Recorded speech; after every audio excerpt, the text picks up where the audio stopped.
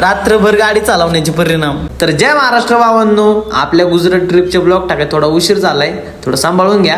सकाळची सुरुवात आपल्या महाराजांच्या गाण्यांपासून केली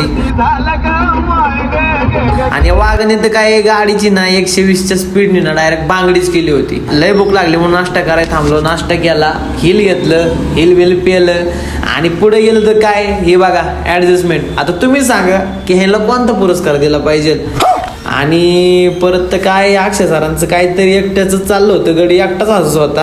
का हसत होता आम्हाला पण कळलं नाही, मग काय आम्ही पण हसलो. अशा तऱ्हेने आम्ही पोहोचलो गुजरात मधील सोमनाथ मंदिराला. सोमनाथ मंदिर हे महादेवाचं पहिलं ज्योतिर्लिंग आहे आणि हे मंदिर समुद्राच्या किनारी वसलेलं आहे. ह्या मंदिराची बांधणूक तर एवढी भारी आहे ना की माणसाचं लक्ष वेधून घेतं.